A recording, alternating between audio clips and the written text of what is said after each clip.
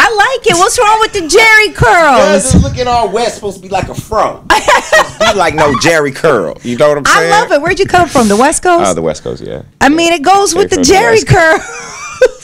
How you been? I'm so good. How have you been? I'm great, and congratulations on what, season 4, the Season return 4, for Empire. This is amazing. Yeah. It's crazy. It seems like it's been like 8 years because we've been splitting it up. Right. But it's season 4, and but time wise, I can't believe that it's been, I think, 4 years since I booked Empire. So like right now at this time 4 years ago, we were shooting the pilot. That's crazy. I'm staring at you like, dang. Never would have known. Did you expect it to last this long and be this successful? If I'm being honest, I just didn't think of it. I just didn't, you know, I've been an artist for so long. I've been an artist all my life. I've been, you know, acting since I got my SAG card in 1987. Oh my like God. a brother's grown. So we've been doing it for so long. You never want to make the assumption that somehow something is going to resonate with people because you never really know. You know, you just do the work and you hope for the best and you do the best that you can. But, you know, never in a million years would I have thought that, you know, it would. I knew that critically it would have been acclaimed because of Lee Daniels and Danny Strong. But, you know, you never really know. You never really know. I knew that we had something special, but I didn't know that people would, you know, click to it so much. How much of your character bleeds onto your personal life, if any at all? You know what's so funny is that I don't think that my character bleeds into my personal life, but I do think that my life bleeds into my characters. Really? You know what I'm saying? Like every single year, we have I know for me, I go into the writer's room before every season and I talk to them, kind of tell them what I've been through. I mean, I ain't been through the craziness that Jamal's been through. I was going to say, you killed someone? Ain't been, no. I mean. And we would never. Not. Yes. You know. Just for the record. I didn't want it to. There's people that I'm just like, okay, about to take this brother out like Bunky. But no, I haven't killed anybody yet. Thank gosh. Knock on. Yeah, knock on everything because we can't deal with that. No, we can't. But yeah, and you know, it definitely is. We share a similar heart. You know, as far as our sense of loyalty, as far as our sense of family. But there's nothing that I have not had to work with. You know, we were born into such love. You know, my mother showed us such love, such, you know, caring and responsibility that was built into us as kids. But we ain't had a plastic spoon in our mouth. We ain't have a recycled spoon in our mouth. We've worked for every single thing that we have. That's so important. Yeah, your mom is so sweet, by the way. So sweet. She said to us, she was like, I just don't want to be on camera. She's so sweet. Does she travel with you everywhere? She doesn't, actually. I wish that she would, but she's got a million things to do herself. You know what I'm saying? She's got an extremely filled social life. I'm just lucky that homegirl is in New York right now visiting her friend. So she, you know. So that's why she's here. Yeah. You know what I'm saying? Friend, not you. I will say this, that she comes to every single, the LA album release party. She was there. The New York album release party, she made sure that she was visiting her friend at the time. But you know, mama got things to do. She got that fly little afro she rocking. She's like, I got things to do. Yeah, get out of my way. I was reading up about your mom that she campaigned with Huey Newton. This is crazy. She's marched with the Black Panthers. She was she's great friends with Angela Davis. Are you kidding me? Yeah. So she is not to be played with. This is why it's like, I always joke, I'm like, mommy is the ultimate. My mom is blackity black. Do you ask her 1,000 questions about the Black Panther Party? Of course I do. And you know, she was the president of the Young Workers League, and she's always been a fighter, a peaceful warrior. You know what I'm saying? A joyful warrior. That's what she's always been. Just she never started a fight, but boy, she will finish it. And that's what we were taught. I always tell this story. Well, I don't always tell this story, but I always say, if you got problem with the parenting, you better call up Janet Smollett, because it ain't my fault. We used to get, we'd go and we'd get into fights, and if we started the fight, we get in trouble. But if someone picked on us and we stood up for ourselves, or stood up for our siblings, or stood up for a friend, we would get a toy. If we beat them down. I remember that my older sister beat down Shannon because she took my vanilla Yoplait yogurt. and she would push me. And Jazz beat down Shannon in the Bay Area, and she got a toy. You know what I'm saying? I beat up George on 54th Avenue in Elmhurst, Queens because homeboy was picking on me. Got a toy. Got a toy. Straight up. My Tonka truck that I still got. Got that because of that. But that's the best ever. Yeah. I wanted to thank you so much for standing up for my man, Colin Kaepernick. It means so much to me because I never had a chance to thank you. You just see people's strength during these times, and I appreciate it. But you know what, though? What y'all... Oh, I'll get emotional talking about it because Me too. When people put themselves on the front line, they don't, it's not a thing of, oh, they got placed there. No. They put themselves on the front line, not for publicity. Nope. Not because, he was trying to get an endorsement deal, because it actually worked against that. Exactly. You know what I'm saying? The strength in that, it's something that we all should carry inside our souls, and y'all are just like, forget power couple, it's a love couple. Thank you. You know what I'm saying? And that's so important, and it's important for all of us to step up and support in a way where to show that we are not afraid of losing our own platforms by standing up for one of our sisters or our brothers that are standing up for everybody. Yes. How does that hurt us? How? And if it does, that's only showing the true colors of who we're working for. Yep. You know what I'm saying? So I say I will stand up till I'm blue in the face. It means the world to me. And actually, he was working out, and I was trying to hurry him up. I was like, come. I really want you guys to meet. So he wants to connect with you. But I've actually FaceTime with him because DeRay is a good friend. So DeRay hangs with y'all like on the regular. We love him. He's amazing. The love, I just always wanted to thank you because it doesn't go unnoticed. I love y'all, man. I really do. And here's the thing is like what we're experiencing now is, I remember my mom when we were growing up, she'd be like, y'all need to take it to the streets. I love you know what I'm saying? She'd be like, take it to the streets. Yeah. She's like, I'm telling you, people try to act like marching is not, it doesn't make a change, but it does. And I'm telling you, it is so important. It is a renaissance right now. None of us want to be the only people at the table. None of us want to be the only ones. All of that foolishness that we were supposedly told by society growing up, that there could only be one of us, that there could only be, you know what I'm saying? We don't want that. Exactly. And it's our generation and below after us that are showing that we don't want that. Everybody could get it. There's enough for everybody. That's why I love that you and Issa Rae are working together and working. It's going to be aired on YouTube. It's called Giants, right? It's on Issa Rae's YouTube channel. It's called Giants. It was created by one of my best friends, James Bland. And it's shown on Issa's YouTube channel, and I'm executive producer of it. And it's just this incredible show with Vanessa Kelly and James Bland and Sean Samuels and Terrence Terrell. So many happen, and I'm so happy. James is such a good friend, and he was working on this, and he was giving it his all. And I was reading the scripts, and I saw the very first kind of demo of the first episode, the rough draft of the first episode, and I was like, absolutely, I'll be involved. You know what I'm saying? I'm at a position right now where I'm able to write a check. Not a big check, but a baby check is but fine. A check. You know what I'm saying? And what they've done is just phenomenal. And what I love about James and the entire team at Giants, Jay August, who's doing so much great work, is that they just get better. They just get better. I'm never worried like this is going to be embarrassing. I don't know if I should put my name on this for real because I know that they're always going to deliver. So it's great, and we should be supporting each other. Yes. We should be. One of my favorite things that Issa said is to not sit around and be like, God, I got to get put on by Lee Daniels or Tyler Perry or Ava. All those people are dope, phenomenal. You know what I'm saying? But at the same time, we could be pulling from the side. We could be pulling from each other. Exactly. We could be pulling. I remember my mother, I'm not just mentioning her like crazy because she's here. Getting it good with mommy. That's right. That's right. Favorite son. But it is a thing of,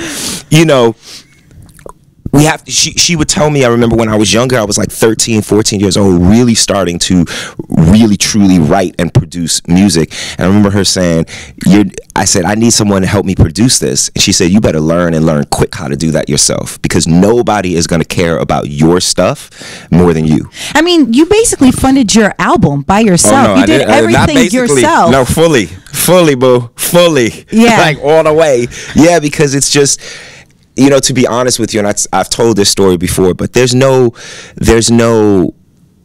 ill feelings towards Columbia, who I was with, but it was a thing of, I'm sitting in this room with a bunch of old straight white men, right, and they're telling me what piece of my art that I put all of my love and pain and sorrow and joy into, what piece of that piece of art should be heard by the people that it was actually created for.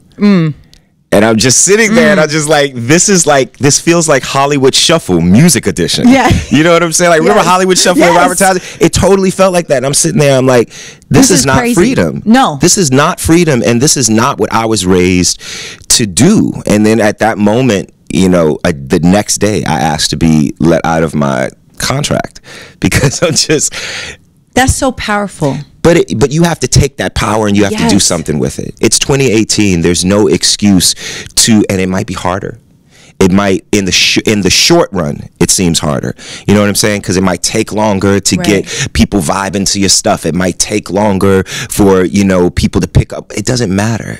It's yours. It's yours. I cut a deal. You own your masters. I own my masters 100%. Doesn't that sound crazy? I say that with all the humility in my heart, but I also tap myself on the shoulder to just be like, yo, that's dope. That's still a problem for artists today to own their masters. Absolutely. But that was the only thing that I wanted. I was just like, anything else, I'll work my ass off and I'll do. But I want some my masters. Of my music is yours. Is mine. And it's and no one can tell you otherwise. No one can tell me otherwise. And it's fully mine, and I have the greatest team. You know what I'm saying? My management, Brandon and Frank Gatson has come on board as my creative director, and is just, you know, he's a legend. Yeah. Everybody from Michael Jackson to Destiny's Child to Beyonce, like, he's just phenomenal.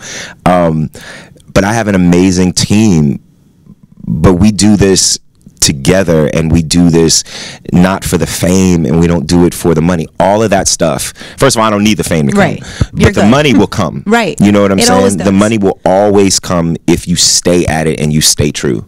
You know, I really believe that. So that's what we're out here doing. Do you have insecurities? Because of the song Insecurities, I'm always very curious, because fans look at you, they're like, what is he insecure about? There's absolutely nothing you have to worry about. You have great family, amazing success. You know, you got a little couple checks. We don't want to make it seem like we're too big out here. I mean, in case the tax police you know what I'm saying? Like, you just make that real small. You know what I'm saying? Like, make that seem real small. You know what I'm saying? You don't want people rolling up, rolling through. Third cousins twice removed, coming up being like, hey, bruh, remember me? No, Negro, I don't. At all. At all. Who are you? I'm like, and furthermore, I know I ain't got no third cousin twice removed.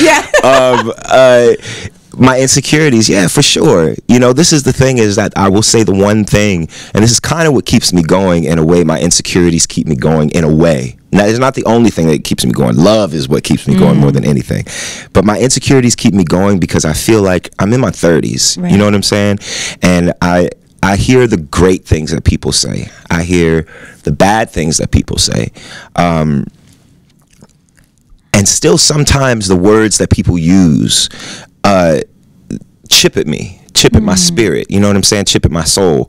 And what keeps me going is the very thought that I'm a grown man with a grown job, a grown career. I have love. I have an amazing family and friends. So I'm looking at this like, if these words still get to me and these injustices still get to me, then I've had people call up my phone and say, die black fag. You know what I'm saying? I don't know how they got my number, but I changed the number. You know, so there are things that people will do and they will say. But what gets to me is that if this gets to me in a little bit of a way, imagine what maybe the 9-year-old little boy that's called a faggot every day at school feels, or the little girl who's told that she's too fat, she's too thin, she's too dark, she's too light, whatever that may be. You know what I'm saying? So that's what keeps me going, because I know if these things affect me, then they're affecting someone else that are not able to say yet that they're at the position that I'm at, just spiritually and soul-wise, of I know exactly who I am. That's for them. It's for them. So there's no time to sit around and you know, harp on your insecurities. There's only time to kind of take that negativity and put it into a positive light. That's all. And hearing the girl's voice on the song, he's so cute, what a waste. Does that hurt your feelings? It does sometimes, if I'm being honest, but it also is, you know, I'm the type of person where I try my best, unless it's like racism, unless it's something like that, I try my best to understand the root of people's intentions.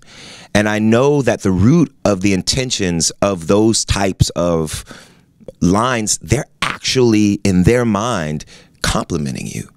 Oh yeah. It's and you're like, yes, what a waste. Damn. Yeah. Like I'm a man, boo. What the hell is what is that? So you hear those things, and sure, like they get at you sometimes, but for the most part, recognizing the root of people's intentions is what I try to do every day. Yeah. And it's not easy. It's not easy. Yeah. It's not easy, but it also depends on who it's coming from, how it's coming, and it makes all the difference. I recognize love, and I can recognize that when someone is trying to give you love and they just need a little education. Yeah, just a little bit. Just a little education. I like Don't Go because you're admitting you're a bit jealous. A little bit.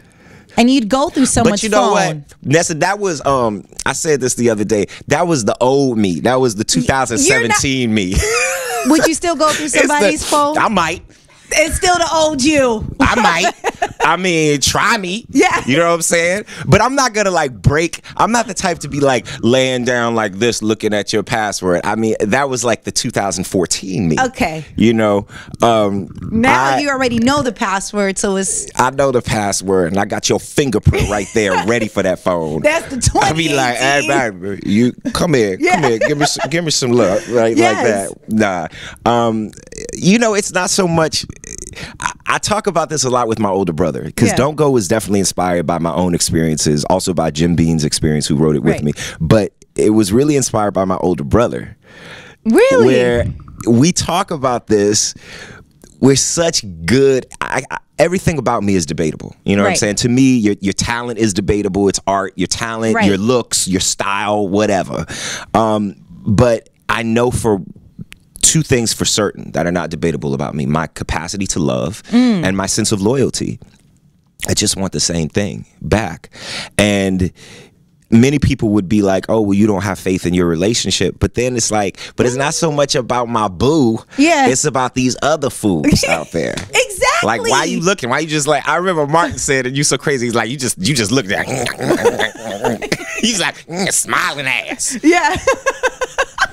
And that's why I said on the song, I was like, I'm gonna have to roll up here really quick and smack the smile up off that nigga's face. Yes. Because it just went. Why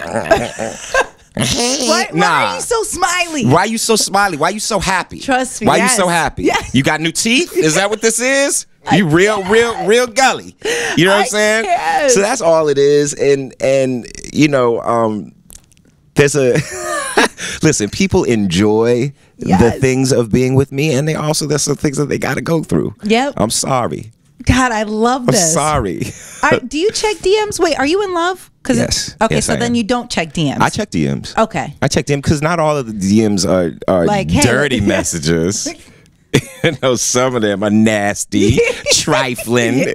Oh, I've seen piercings in places on females and males that I am not supposed to see. I've written back to them, and I try reasoning, and I'm like, babe. Oh, you're such a good person. I will write back, and I'll be like, babe, I need for you not to send this to me, because and I'll just say, genuinely, I'm like, what if you decide to run for public office one day? What if you, not that you need to have any scruples, morals, values, or anything to run for public office these days. Like, literally, whatever. Whatever. I love porn stars. Bring it here. I could be president. Yes. You know what I'm saying? Like, that don't even matter no more.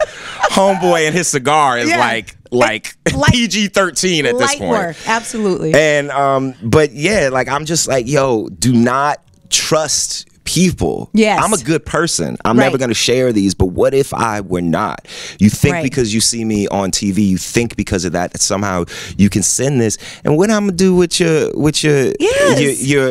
booty, your D, your P, your T, like what? You ain't mine? Yeah. You ain't mine? I could turn on the hub. Yes. Hey, what is the problem? This is ridiculous. But You're such a good but no, person. I'd still check DMs, and I feel like, you know, I'm like Whitney Houston. I'm here to teach the children and let them lead the way. Yes. Show them all.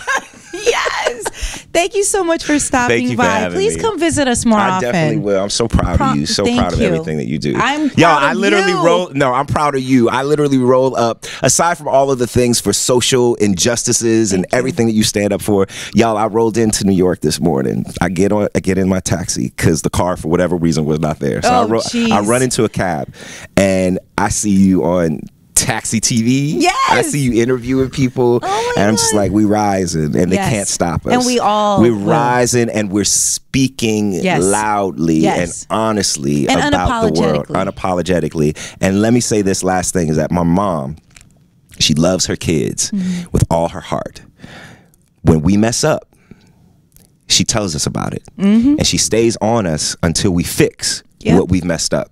It is the same thing with this country. Yep. You know what I'm saying? For them to say, I would think that if my mother did not tell us whether we are 5, 15, 25, 35, if she didn't tell us, then that would make her a negligent parent. Yep. That would make her a negligent person, and it would mean that she doesn't truly love us the way that she should. It's the same thing with this country. So if you don't speak up, don't speak up. Right. If you don't speak up, don't speak.